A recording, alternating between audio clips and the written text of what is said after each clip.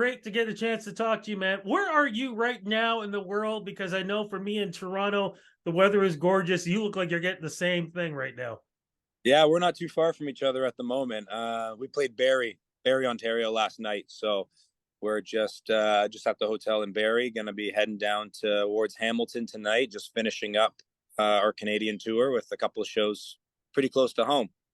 How's the tour been, man? Yeah, you guys been hitting a lot of dates in the last couple of weeks. Yeah, it's been busy. The tour's been awesome. It's always nice to go back out, and this is kind of our first like proper Canadian tour since before like 2019, I guess, before COVID. So we did a little bit of touring the last couple of years, Ontario and some American dates, but getting to a lot of cities we hadn't been to in a while on this tour, which is really nice, especially back out west. And the shows have all been really good, which is super encouraging. You never know when you go away for that long. There's always something in the back of your mind, like, are people still going to show up to the shows? We haven't been to whatever Kelowna in a few years, so it's nice to show up and have people still come out. And there's been a number of sellouts on this tour, which has just been very, very nice for us. You guys are true Canadian rock, three dudes who are sweaty, who are loud, but great vocals, great energy. I mean, how do you describe yourselves, man? Because that's my description. Oh, I think that's a good way to put it. That's always one of the hardest things is when someone throws the question at you of like, how would you, I haven't heard your band. How would you how would you describe yourself? And Wait a second. Wait. Let me stop you there. People actually will ask you without listening to you guys first. I mean, that's a yeah, no-no. when That's a people no-no. when people find out that like, you play in a band, people are usually like, oh, like, what do you sound like? Like, how would you describe your band? And that's always so hard because it's like, I usually, my default is I tell people that like we're like a catchy rock band. We're not too hard, we're not too heavy, but we almost have like a little bit of, I think, like pop sensibilities, at least in terms of the melodies and the chorus. But Yeah. at the end of the day, like you said, we're a couple of sweaty dudes with guitars, bass, and drums, and just trying to play rock music that sticks in your head and you can sing along to. You guys are really like a throwback to the types of like Billy Talent and those kind of bands. Did you guys grow up on that style of music? It's honestly pretty eclectic between all the members. Everyone has pretty different upbringings and different musical tastes, especially when we were younger. Um, and Melvin, our drummer, grew up playing in a lot of metal bands.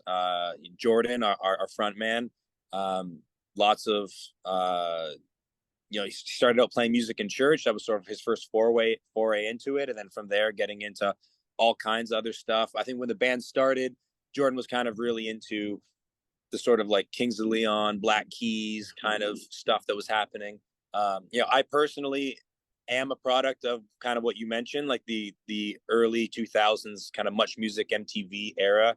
Those that's really what got me into music, is watching that station, and I kind of gravitated more towards the bands. Obviously, there was pop acts and hip hop artists, and then there's also bands and musicians that musical groups, and that kind of sparked my interest, wanting to be part of that camaraderie of being in a band and stuff like that. And so but from there, obviously my dad showing me classic rock stuff, and from there you start taking everything in, right? But so I mean, I think when the band came together, we were just guys who had different musical backgrounds but seemed to gel together, and that's kind of what we usually say to people, is like, it's Texas King is kind of a bunch of different musical influences coming together, but for some reason it works when this combination of dudes gets in the same room.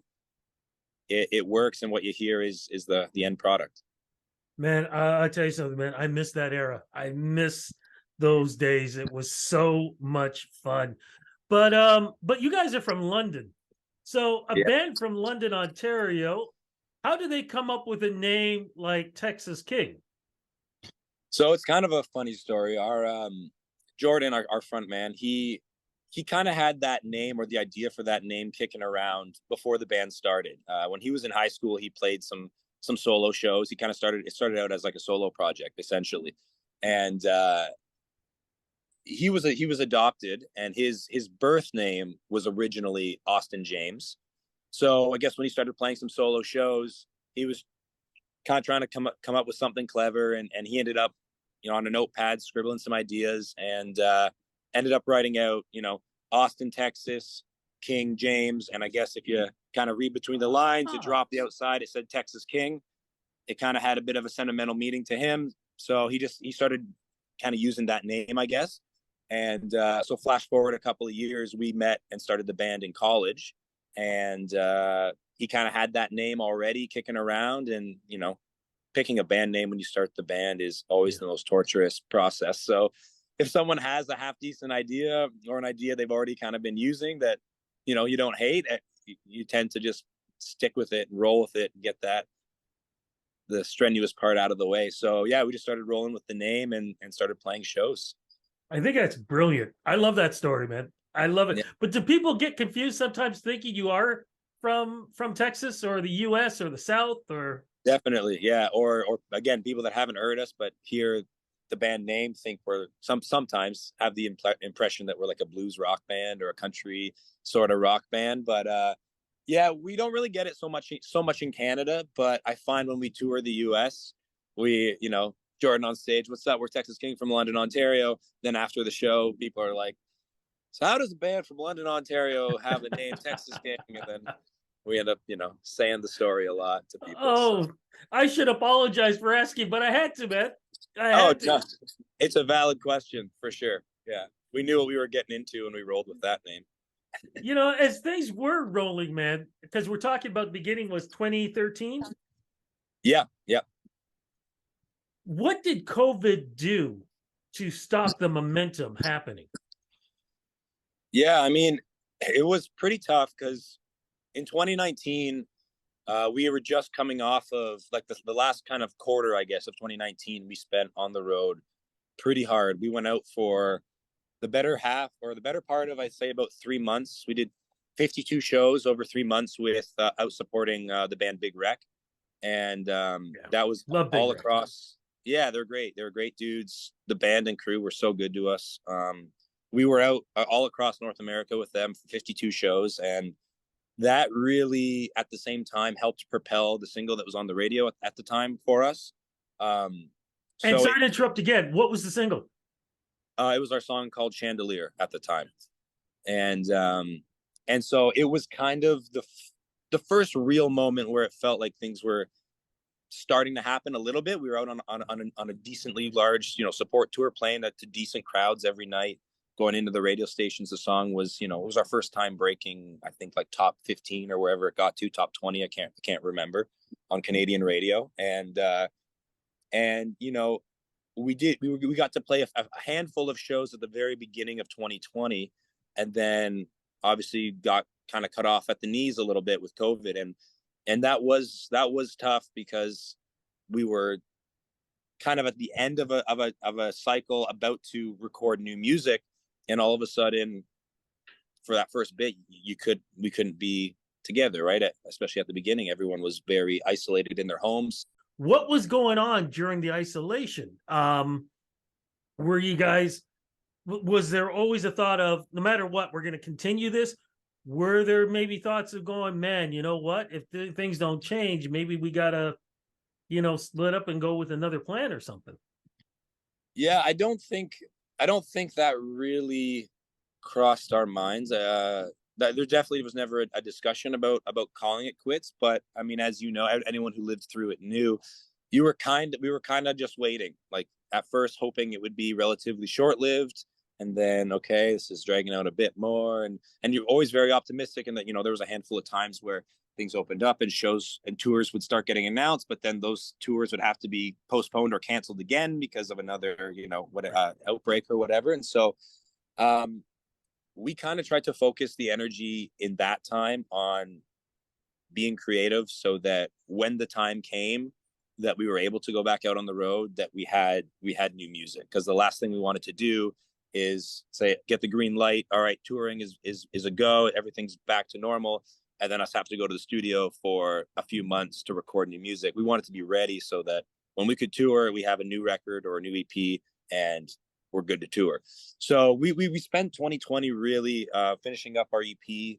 We're finally able, when we could get together, to go into the studio and record the 6 songs, sorry, and kind of put out the EP in, I guess it would have been 2020 or 2021. I can't honestly remember now. It's such a blur. Yeah. And yeah, and so we tried to make the most of the time being creative. That was a little bit difficult because during COVID, Jordan, our frontman, also happened to move temporarily to Vancouver and he ended up being there for most of COVID, to be honest, with his fiance. So it was a lot of working remotely, sending some files back and forth, Zoom meetings, as it was everybody's life at that point. So it almost didn't really matter that he was across the country, because even if he was 5 minutes from my house, for a lot of it, we would still be doing it over Zoom, you know what I mean, at that point. So so it was a lot of distanced working and just, yeah, working on new music. And finally, when he moved back to Ontario, we put out the EP and started doing some touring, and yeah, here we are. And of course, the EP was called. That EP was called Changes. So that was our previous real release that's out now, and then we've since finished recording a new EP, which will be coming out this summer. Okay, now I'm just curious. Changes. Was that influenced the music? Was it influenced by what was going on during COVID? No, I don't think so much. A lot of those songs on that EP, we had the ideas for kicking around prior.